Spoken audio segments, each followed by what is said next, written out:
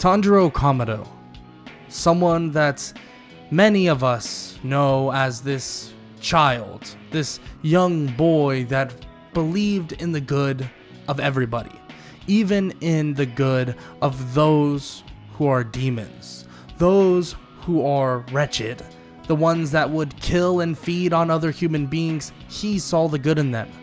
But in this timeline and in this world, it was far different. Tanjiro Kamado was raised and born into a family with a deep, dark secret. A secret that many and many others would never know. There's a secret power that nobody knew about at this time, known as the Force. The Force was as if it was the air. It was everywhere around you, but many did not know of this so-called phenomenon. Many believed it to be a folktale, a myth.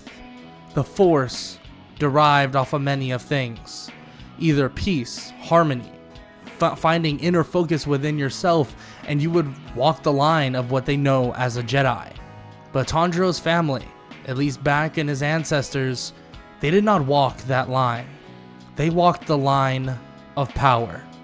But the only reason why they did this, and many descendants before many ancestors before Tanjiro, the reason why they did this, well, was because of demons. Demons began to scour the land, and they hunted down humans as if they were just prey. But his family, or at least his ancestors, needed to find the strongest and the best way of eliminating these demons. And when they finally found it, it was lost to time. It was lost at their fingertips. But that same thing that they were looking for would eventually arrive once again and be filtered through Tanjiro himself. The reason why they weren't able to really maintain this power, the power of the Sith, was because they never felt true horror, never felt true pain. Most of them being sun breathers and others being very passive or basically pacifists, it seems that there was no way this would happen. But when Tanjiro would leave his family and arrive back to see that everybody except for his little sister Nezuko were completely dead and mutilated, something would click into Tanjiro's head. Some rage, some rhyme or reason to kill and defend what was left of his family was in his head. Seeing his sister breathing just slightly, something clicked in his mind, and he began to float his sister Nezuko to him as he grabs her and carries her away. But as he runs away, something beneath the rubble of his home begins to shake, flying toward Tanjiro and slamming into his hip, getting stuck there, but at the same time pushing him off of a nearby cliff. As they tumble toward the cliff and land on the ground, Nezuko is awake, springing up as if she's some killer demon, attacking Tanjiro, but in a whole different state of mind. Tanjiro stops her with one flick of his hand, telling his sister to calm down in a stern voice.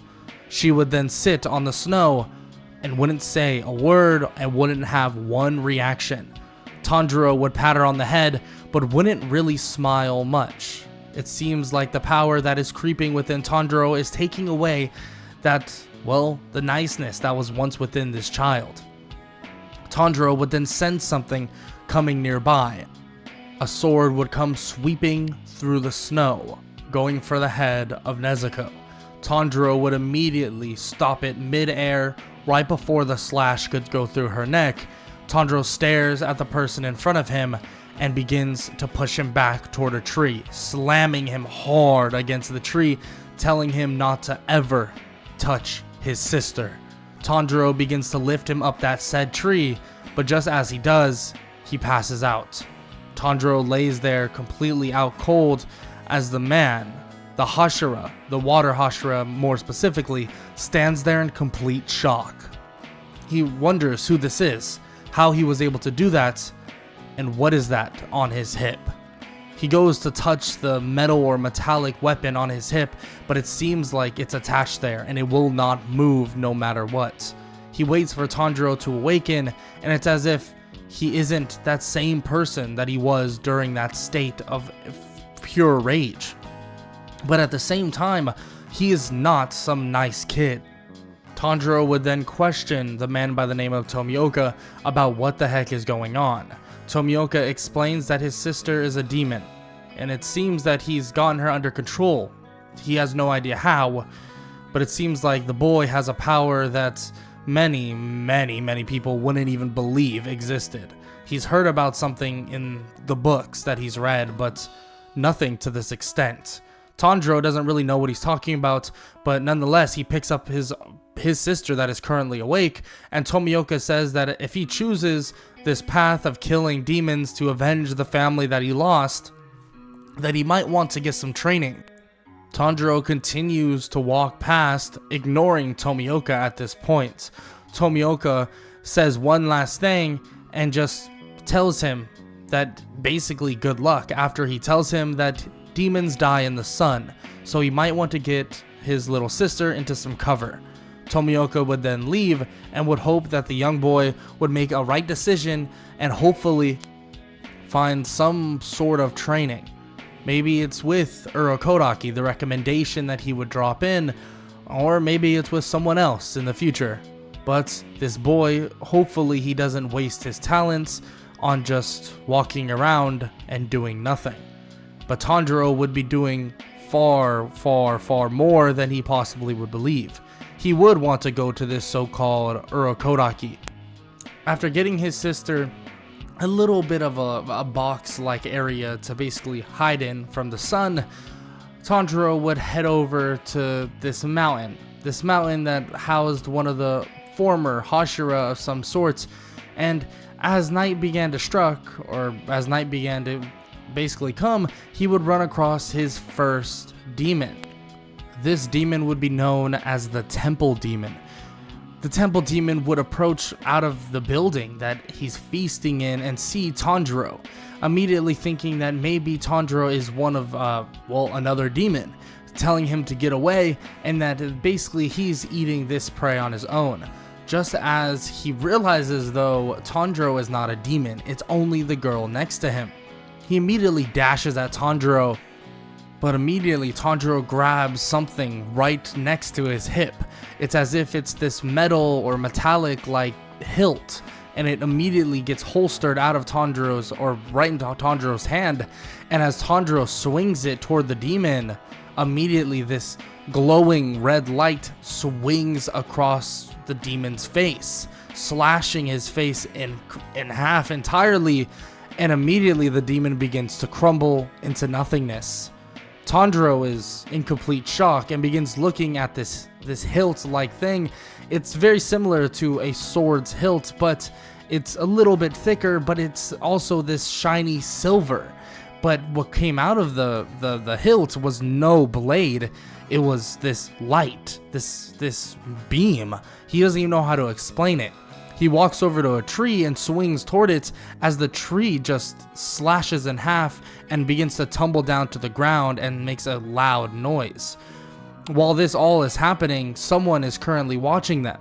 Urokodaki has just arrived on the scene and wants to basically question Tanjiro for himself. He brings Tanjiro eventually to his home, asking him about anything that's going on or anything he's gone through. Tanjiro, not sensing any bad or any basically betrayal within this man, he explains what's going on and what he's seen and what has occurred. Tanjiro begins to say that his family all died to a so-called demon, and he wants to kill that demon. Urokodaki says that he can make him stronger, that he can train him, that Tanjiro has a special ability. But just as Tanjiro is listening to Urokodaki, Tanjiro looks at him one last time, holsters his blade, or his lightsaber, and begins to just walk away with his sister, telling Urokodaki that he doesn't need help. That he actually, he realized something. He wants to go around killing as many demons as possible. Tanjiro just immediately leaves into the forest, but Urokodaki tells him that killing demons won't be that simple. But just as he's saying these things, Tanjiro is gone within the forest. Tanjiro would begin to scour everywhere and anywhere within this forest, killing demon after demon. Eventually, he would grow bored. He'd want power, strength, and the more he subsides and the more he, basically gives in to this power that he's feeling, the stronger he seems to be getting. But as he travels more and more throughout the year, and approaching a year and a half, he'd eventually come across a giant mansion. This giant mansion was known as the Hashira Mansion. Tanjiro can sense many people within and approaches the mansion. When he arrives at the mansion, many people approach to stop him. 2 Hashira, in fact, stand in front of him. One that he remembers, the Water Hashira, and also someone else, the Wind Hashira. They both stand in front, the Water Hashira not saying much, but knowing why he's there. Well, sort of. At least that's what he thinks. He thinks he's there for training, getting stronger. But the Wind Hashira, for some reason, gets an eerie feeling about Tanjiro, about the way he's presenting himself. Tanjiro walks up and begins to question both of them about what they've been doing, what's been going on, and why is it that this so-called, king of the demons decided to approach his home, kill his family, and they're sitting here doing nothing. Tanjiro begins to tell them that he's been on a hunt. He's killed demon after demon after demon. Countless have fallen to his blade, and more will in the future, but he just wants to know, what are they doing? They begin to say that, or at least the Wind Hashira begins to say that Tanjiro is some newbie, some random, that he has no right to say a word. But just as he's saying this, Tanjiro lifts him into the air, without even touching him, throwing him toward the building right in front of them, smashing into the side. Giyu immediately takes out his blade to fight, but Tanjiro walks by him as if there was no threat. He doesn't care. He walks by with obviously his little pouch with his backpack with his sister within it, and he begins to approach the hole that he made in the building, asking the Wind Hashira one more time what they are doing to make sure that all of these demons really die.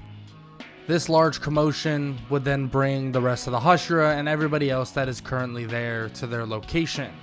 But just as they do this, the master of all the Demon Slayers, or the Demon Slayer Corp, would approach and try to calm down Tanjiro, telling him that the Demon Slayer Corp is built to, kill the demons. That's the whole role of them. Yes, they've struggled, but at the end of the day, every advantage goes to the demons. Immediately, Tanjiro looks at him and calms down slightly and lets the Wind Hashira back up.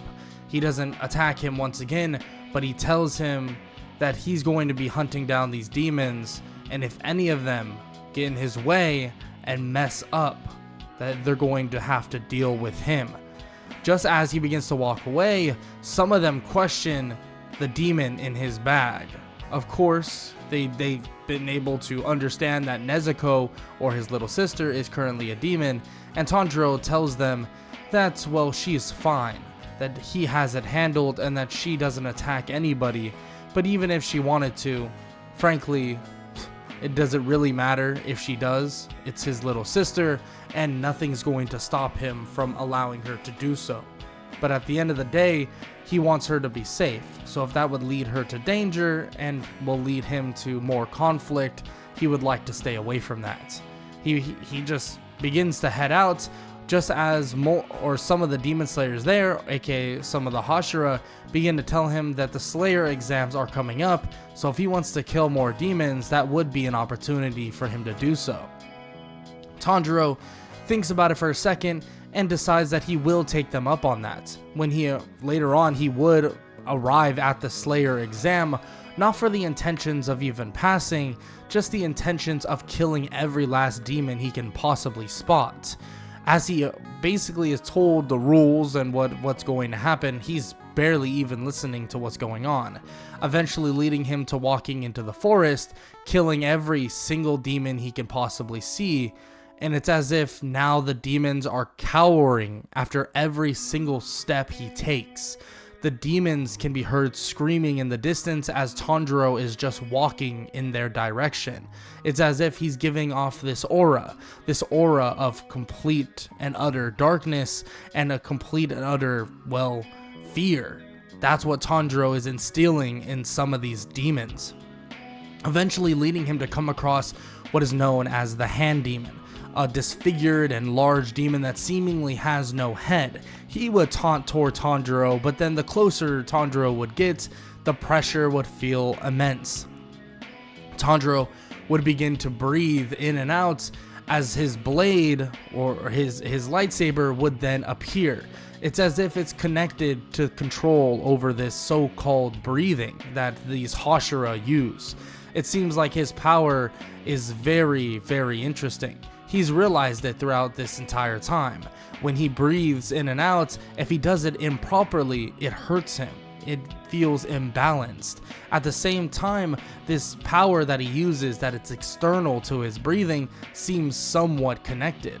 It's basically what we know as the Force, but Tanjiro doesn't really understand that entirely. But of course, he uses his breathing styles or his breathing linked with the Force to basically scrounge up a bunch of his power. And the deeper he goes within this darkness, within this state of mind that he wants to kill every single demon no matter the cost, the further his power begins to expand. His breathing style has been more refined throughout the year, and about the year and a half he's been just out on his own, even without help from anyone else. But the Force and basically this breathing style alone connected together allows him to outpace the mass majority of demons you could possibly think of. In a matter of seconds, he cuts down the Hand Demon, slicing him to bits, leaving nothing but ashes. He would watch as the body would crumble to dust, thinking that, that's just another day's of work. Tanjiro would make sure that every last demon within the forest would be cut down and destroyed, and then he would leave to the top of the mountain to wait for him to eventually leave. Of course, he would quote-unquote pass the exam and gain a crow. And obviously the two twins that were in front of him begin to explain so on and so forth about the medals that they're going to have to pick out. But before this even continues, Tanjiro just leaves, not saying another word, as he heads out with his so-called crow.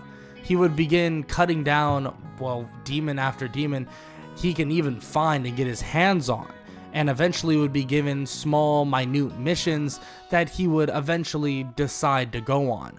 One leading him to this small looking village and getting information about this demon that seems to be warping in and out. Nobody sees it, but it seems to be taking women in this village. Tanjiro is disgusted by this act, especially with the idea that his sister is with him, that these demons could be taking away these innocent people for nothing. This enrages Tanjiro even more, wondering where the other demon slayers are, and if he was having to do their job before, but he even became a quote-unquote official demon slayer.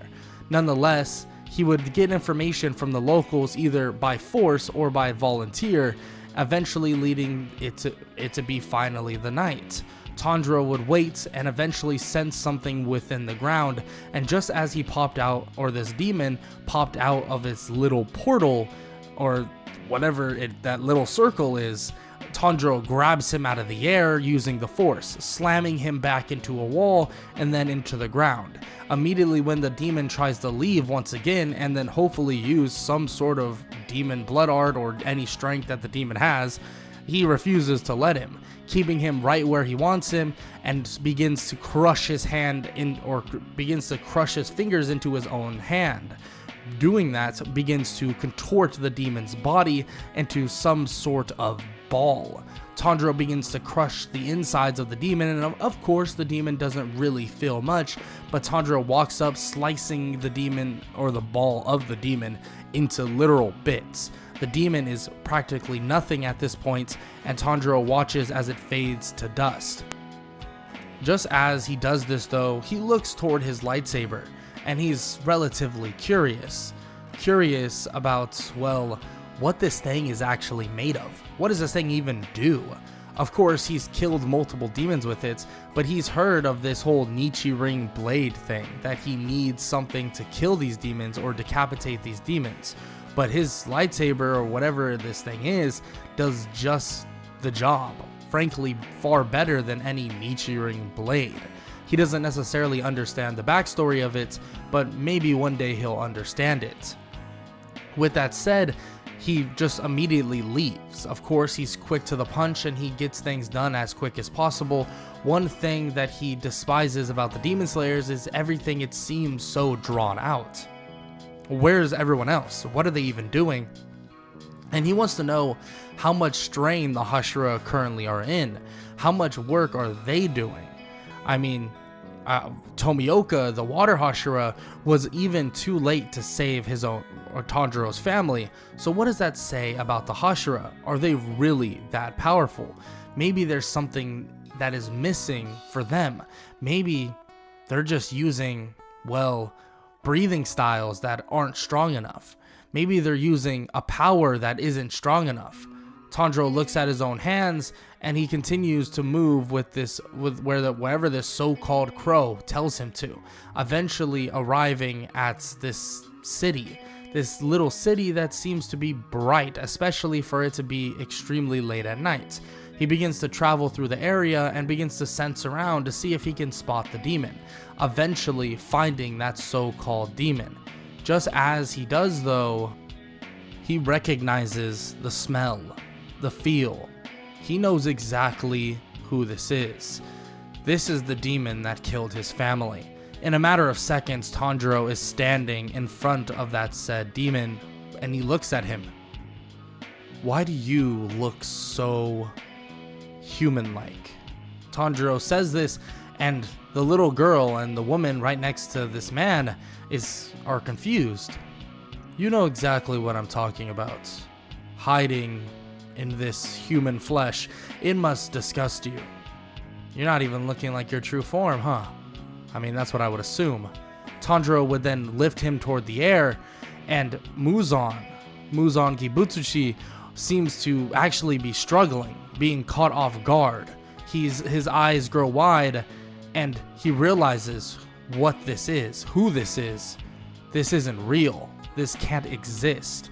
Tanjiro then puts him back toward the ground, smashing him slightly to the ground and forcing Muzan to basically reveal some of his power to escape. In a matter of seconds, Muzan is running away, seemingly running away on his own. Tanjiro smirks slightly and then reaches his hand out, closing the exits where Muzan is currently running. He's not sure, or Muzan isn't sure, if he can actually beat this kid.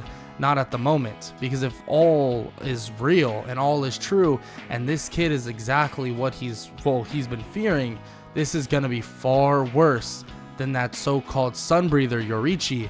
This is not good. Muzan would eventually be able to escape, but that would only be because he basically would sacrifice multiple demons and other commotions to leave.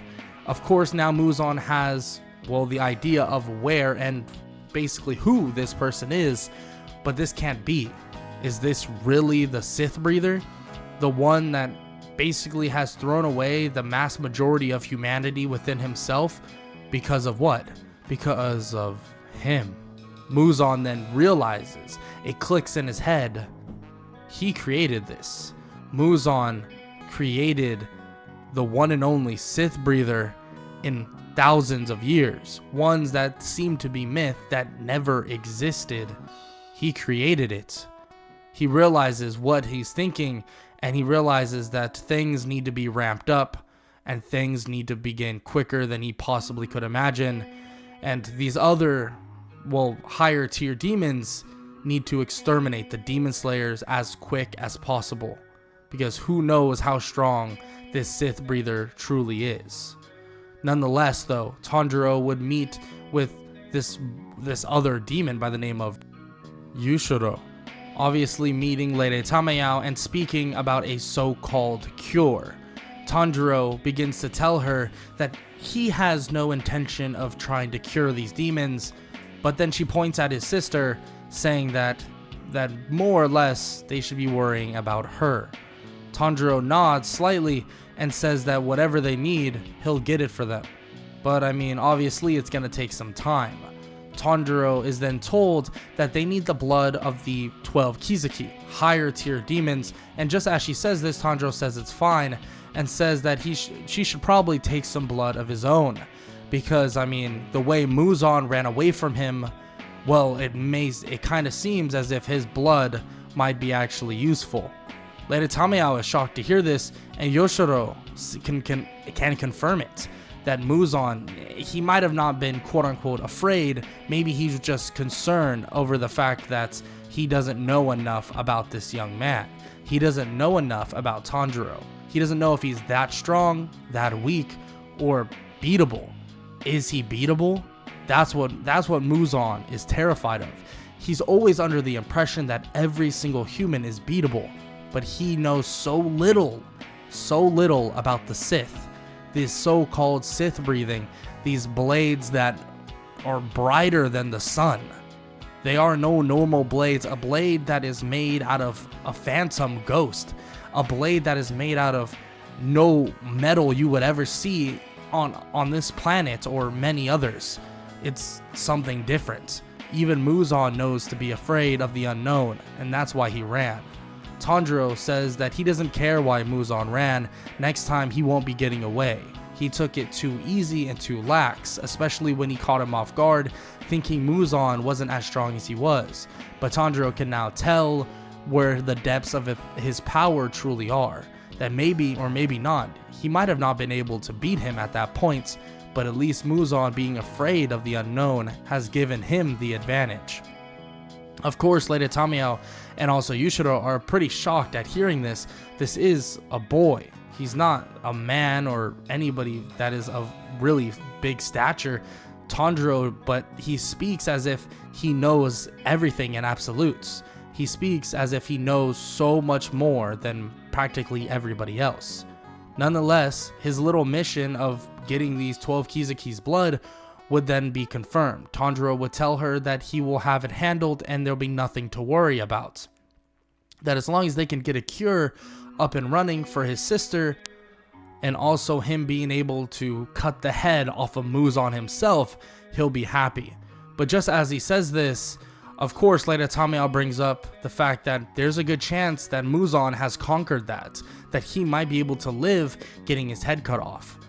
Tanjiro looks at her for a second and asks if he can survive full vaporization, in which her eyes grow wide as the blade that Tanjiro's been using is revealed. That lightsaber, the metal that nobody would have ever known, this phantom of a blade is right in front of her. Red as could be, just like the scar on his head. Well, of course, she has no clue, but her best guess is to give Muzan this cure and some poison of some sorts, and maybe, just maybe, they could tone him down enough that pure vaporization would guarantee work. Tanjiro nods and says that makes sense. Tanjiro then tells her that they'll be in touch very, very soon, and not to do any funny business. And don't get it wrong, he still doesn't trust any of them. Just as he says this, him and Nezuko are gone. Yushiro and Lady Tamayao are pretty shocked at this, especially because he is no demon. He doesn't have super speed, super strength, but it's different. The feel is different. The power is different. Tanjiro is gone, and he begins to head off to his next location. Just as he begins to head off, though, to this brand new location, heading to this little mansion of some sorts, he's called by his crow once again, telling him that the Hashira want to speak with him one last time if he so chooses. Tanjiro reluctantly agrees to this and decides that he needs to spread this information anyways. When he heads back to the Hashira mansion, he wonders what they want to speak with him about. As he arrives, they all stand there and begin to question him about Muzan and how he got him to run away. Tanjiro begins to explain the same thing he did to Lere Tamayao and what their theories are as well, and everything that he has in the up and coming. Just as he explains all this, they tell him that he needs to get ready, that he might be strong right now, but he needs to train like a Hashira. They promise him that it will be beneficial, and if he sees no benefit in it, they will all, die by his blade, and they can promise that. Tanjiro is shocked to hear this, and the commitment alone at the idea of this training that they will basically give him, he decides that he'll follow suit. If they believe that, his potential is there and that this training will mean that much to the killing of Muzan, then why not? Maybe he'll bite. Tanjiro decides that he'll begin this so-called training, and he does begin the training. He starts the training with the simple thing, with Kanao and basically the cups, but that seems way too easy for him, leading him to the actual Hashira training that he realizes quickly is far harder than he possibly would expect. Other missions that he would have gone on toward that mansion would be handled by a couple other slayers that would be sent out. Tanjiro says that if they fail to get the job done on a mission he was supposed to be sent on, either they will tell him immediately and he'll get that job done, or they will go, one of the Hashira, and kill whatever demons are over there. Of course they agree. The potential they see in Tanjiro now, and even back then when they first met, is all still there, and honestly tenfold. Tanjiro's power is leaking out. His potential strength is insane, and his real training to be a quote-unquote Hashira, or the training to the progression of Hashira level, which you can argue he's already at for different reasons, finally begins. But after a day and a half, another mission would sprout up, and it seems like Demon Slayer after Demon Slayer is dying in this forest. Tanjiro hears about this and says that he's going to tag along. Just as he says this though, they kind of try to dispute it, but Tanjiro says that he needs to get the blood of a higher ranked demon anyways, and he can already sense and tell that that is what's going on, and that is what's basically tirading in that forest. It has to be. Tanjiro decides to head off with Shinobu and Gyu Tomioka, and finally he'll get his first taste at a higher ranked demon. Muzan may have ran away for his reasons, but maybe he figured something out. Maybe he has told everybody a way to beat this Sith breather. Maybe now they're not afraid. Well, we'll have to find out in the next and final part of What If Tanjiro Had Sith Breathing. Tanjiro Kamado. He approaches the forest that is filled with demons. He immediately says that he can sense the strongest demon in the forest, telling both Shinobu and also Tomioka that he'll be handling him. Right before they can even say a word, Tanjiro is gone. Tanjiro is hunting down this demon, and eventually he would be found. Tanjiro would sit on a tree as this so-called higher ranked demon, or at least the highest ranked demon they've seen to this point, or Tanjiro has, excluding Muzan because he's not really a ranked demon, he's the king of the demons. He watches down below as Rui begins to speak with his sister, calling her useless, calling her this or that, saying that she is useless unless she actually does her job, protect the family. If not, then she has no business living or even being here, that she's just a waste of space. As he says this, immediately the girl demon runs off. Tanjiro jumps down and begins to completely berate Rui. Rui tells Tanjiro that he has no reason to even judge him, but just as Rui's turning toward Tanjiro, he's in shock. This is him. He can feel him in the memories of Muzan. Muzan himself ran away. Should he run away? Can he run away? Rui cannot even move. He begins to listen to these memories and the information that Muzan said, saying that Muzan basically only spotted this person But now he's seeing the memories of Muzan running away. Maybe it was a tactical retreat. Maybe it was fear. Maybe this boy can actually kill all of them. He doesn't know. Rui is watching Tanjiro, staring at him as Tanjiro slowly but surely walks toward him as he pulls out his hilt, or obviously we know as his lightsaber. Immediately he breathes in and out as the blade, or the energy blade, comes out of his hilt. He stares at Rui as he spins it, telling him that he has no way out. He could run, but he will die here. Immediately, Rui wonders if maybe he's not as strong as they think. Maybe it was just someone that is unknown. They know very little about this Sith breather, this person that can control what seems to be just floating in the air. He doesn't know, but nonetheless, he's going to fight him and see, immediately sending his blood demon art toward Tanjiro. But as it strikes Tanjiro, it seems as if it doesn't even hit him. Bouncing off and getting slashed through with relative ease, Tanjiro begins to completely mock him, telling him that family is something that he will never, ever betray. And the fact that Rui sits here and gets mad, gets frustrated, and throws away his sister like garbage, that's something Tanjiro will not and will never forgive.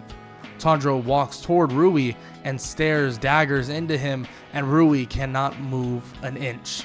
He wonders, why is he acting like this?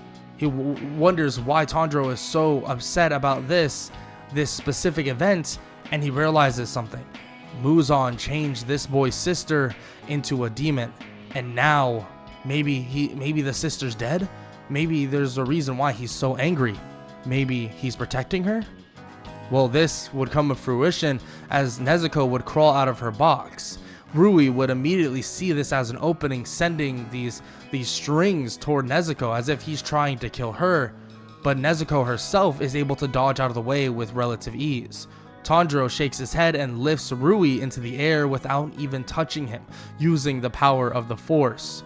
Tanjiro mocks him, saying that Nezuko may have not trained a day in her life like himself, and may have not had some special power, but since her big brother has this power, there's a link between them, and there always will be. Tanjiro then proceeds to annihilate, and when I mean annihilate Rui, slicing him to bits. Every idea that maybe Tanjiro would be outclassed, and maybe, just maybe, Muzan did retreat because, well, maybe he wasn't fully in fear, but there could have been a case of not knowing what was ahead. This gives Tanjiro more and more confidence and frankly more and more power over the idea that the Demon King may not be as big of a threat as he thought initially. He begins to slice down Rui, pinning him basically to a tree with no limbs attached to him currently. Tanjiro puts his blade or his saber up to Rui's neck and slices through it, including the tree, as it topples down. Tanjiro then stabs Rui in the side to gain some of the blood and begins to walk off as his saber goes back within his hilt. As he leaves, he begins to basically look around as Shinobu and also Giyu Tomioka has handled the rest of the entirety of the forest. As he leaves, though, information begins to spread that Tanjiro has slain one of the 12 Kizuki on his own. Getting the final blow and the kill, he would eventually be open to the idea of entering, well, being a Hashira. But as of course he's already at Hashira level, and he thinks this little title means absolutely nothing. He doesn't care about it, he's not fond over it, and frankly, he doesn't care about the entirety of the corp. It doesn't really bother him at all. All he cares about is killing demons and saving his sister. He continues on, and eventually they'd make a big sweep of the entirety of the forest, leading them to finally heading back to the Hashira mansion. When they're back at the Hashira mansion, Tomioka would introduce the idea of him or of Tanjiro becoming a quote-unquote Hashira, or labeled as one. he tells Tomioka that they can call him whatever they want, but he has no intention of being deemed as whatever, or he doesn't really care about what they deem him. He's just here to kill the demons, and that's it. That's all he wants, and he'll say it a million times over. He doesn't really care about all of these shenanigans. And Tomioka thought that this would be most likely the answer, but Tanjiro would eventually be deemed as the Sith Hashira. But nonetheless, he doesn't really care. Just because he has a title doesn't mean much else at all. But at the same time, this would mean that, well, he would be able to go on different missions and basically probably be given harder missions at that, ones that only people or only demon slayers that are on a Hashira level would go on to. Of course, Tanjiro tells them that he has his own agenda. Getting blood from these 12 Kizuki is something he needs to do at the end of the day. That is the bare minimum. So any chance that he can come across a demon that is of the 12 Kizuki, he wants to be in line to kill them. Of course, this basically hunt for the 12 Kizuki wouldn't begin again, since there's really nothing going on at the moment. Tanjiro would go on some random missions, getting blood from some decently strong demons, but nowhere near the power of the 12 Kizuki. But of course, the drops of blood and this blood that they're getting is something that is definitely, to an extent, beneficial. But at the same time, it's not enough to actually matter a large degree. Of course, Tanjiro would continue his quote-unquote Hashira training. Yes, he has been fathered into the, Hashira title, but he wants to continue learning more and more. And as he does realize that there are some growth there are growths and growth patterns that he realizes that he is now picking up. Various different versions of total concentration constants, various different effects that he can use it for, and his breathing style alone is beginning to develop more and more, allowing him to basically maneuver and use certain techniques. He's not really into, making quote-unquote breathing styles and basically all these fancy names, but it does affect his fight style in general, allowing him to use his saber a lot better than ever before. So in terms of basically technique and him being able to use the saber, it's a lot less, you could say it's more polished and a lot less gritty. Of course, he just continues on with what he's been this entire time, and he does help out with training some of the other demon slayers that he doesn't know much about. One's by the name of Zenitsu and another by the name of Inosuke. But of course, he's annoyed by their constant crying and reactions and anger and whatever, because Tanjiro doesn't want to deal with all of that. But of course, if he can make these demon slayers, less useless, he's going to make sure that's the case. But eventually, the time would come. Rengoku would head off to the Mujin train, and 2 other demon slayers would follow after him as well. Tanjiro would go on a mission on his own and begin to basically kill off some lower ranked demons, or demons that aren't part of the 12 Kizuki, helping a village or 2, or really anything you can really think of. He would eventually get back to the Hashira mansion and realize that it's been about 12 hours and Rengoku has not arrived once again, and the other 2 demon slayers that he's with are not there as well. Immediately he would ask about this, and they wouldn't really have an answer, and the crows don't really have an answer either. But they begin saying that Rengoku should be just fine. But just as they say this, immediately Tanjiro begins sprinting at insane speeds, and frankly, he's using the Force, Sith breathing, and just its entirety to bring Nezuko with him as well, of course. But they are hauling all the way to the location of Kyojuro Rengoku. He wants to know what's occurring and why it's taking this long for a Hashira, especially of the status of Rengoku, to kill, something like this. When he arrives, he sees that the train is finally coming to a stop, and it seems as if they actually killed one of the demons, and surprisingly enough, one of these demons are part of the 12 Kizuki, just on the lower rank side. Tanjiro would take the blood from this demon, and of course Rengoku and the two others would question why he arrived. Tanjiro brings up the fact that Rengoku was taking far longer than he possibly expected, so he wanted to check on him. And Rengoku would kind of try to say that Tanjiro must be warming up to them, but Tanjiro would disagree, saying that he wants to make sure that no other demon slayers dies to some of these weaker 12 Kizuki, and frankly he needs some of the blood of each and every one of them, so there's really no reason for him to basically leave Rengoku to just die. As Tanjiro basically speaks with them quickly and briefly, a voice is then heard from behind them. A voice that begins to speak in a bit of a mocking tone, but at the same time points out Tanjiro. "So here you are. I've been looking for you. And frankly, you're kind of the only person that I've wanted to see. Everybody else here can kind of, well, leave." Tanjiro turns as he sees the eyes of the upper 3 moon, Akaza. Akaza stands in front of all of them, and Rengoku even tells them to back up, telling the other two that Tanjiro and himself are the only ones that are going to be able to fight this guy. Tanjiro immediately walks toward him, pushing him backwards and then grounding him straight into the ground. And while Akaza is surprised, but is able to break free of this, jumping toward Tanjiro and Rengoku. Tanjiro immediately uses his blade to slash toward Akaza. Akaza's fist connects with his blade, but just as it does, part of it disintegrates. And Akaza is in complete shock, but at the same time a smile would reveal right on his face. He would begin to smile and tell Tanjiro that he hasn't had a fight like this in a long time. Well, you might not want or have a fight like this in a long time, but frankly, well, this will be your last fight, Mr. Upper 3 Moon.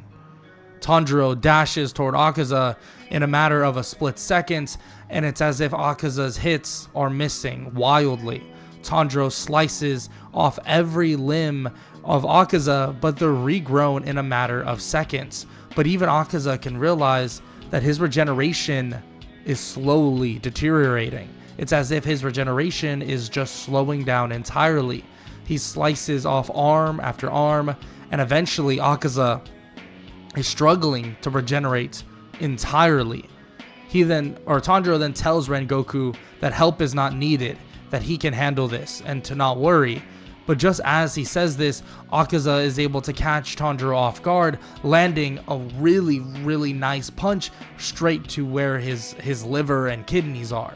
Immediately, Tanjiro shrinks up a little bit, but is able to recover from the pain relatively quickly. He dashes toward Akaza once again, fighting him off with, honestly, the quickest and fastest movements Tanjiro has ever seen himself use ever during this time period. Tanjiro would slash off his arms and legs once again and go for the head. But Akaza's defense in terms of obviously his head, is far better than just letting his limbs get sliced off. Tanjiro then tells Rengoku that it's time to go, that he's going to make sure that this fight lasts as long as possible. But Rengoku disagrees, saying that he wants to fight as well.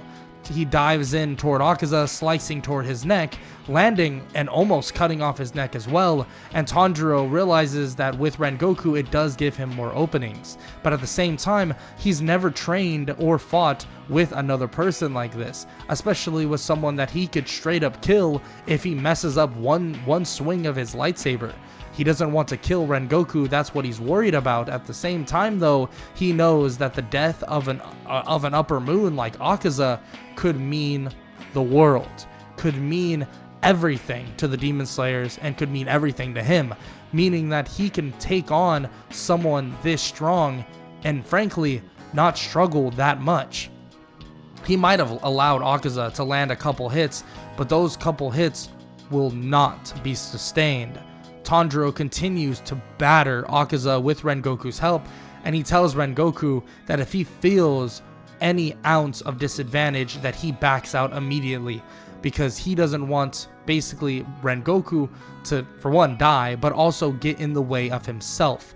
He knows that if he slices through Akaza and continues that backswing, he might slice through Rengoku, and there is no stopping him from doing that. You might as well not lose another Demon Slayer or a Hashira just because that Tanjiro can't control his power as it creeps toward the darkness more and more, creeps toward the ideals of the Sith breathing style more and more. But eventually that sun would begin to rise. Akaza kicks off Tanjiro and then is able to get away slightly from Rengoku, able to grow back his limbs, and he begins to sprint away. One foot after another touches the ground, but then he realizes something. He's not moving. He can't move.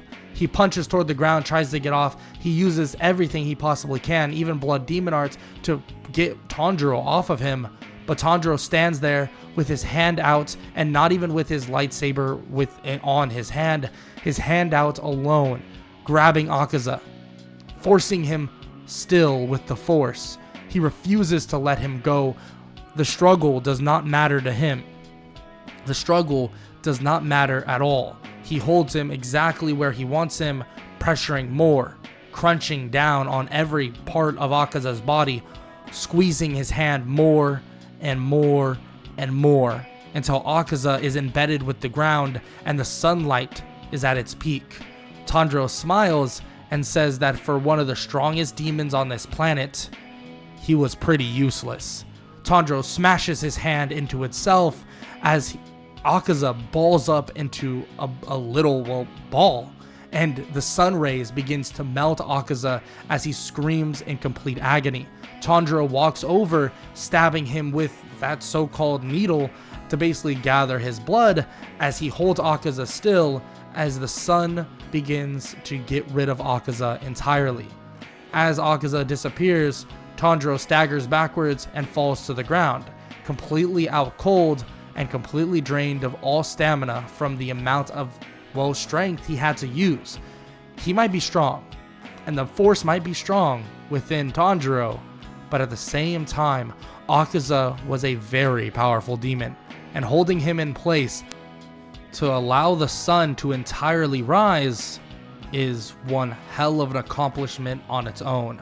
Tanjiro watched as Akaza died, and he passed out alongside him, confirming that a Hashira status is, the ideal status for someone like Tanjiro, the one and only Sith breather and the one and only Sith Hashira, someone that channels a force that many do not know and many thought was a myth, but at the same time he allowed the darkest parts of his thoughts to creep in and allow him to gain power that many would never realize. But at the same time, at what cost?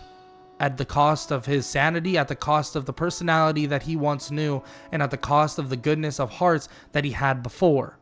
He might see and hope that these Hashira don't die, but don't get it twisted.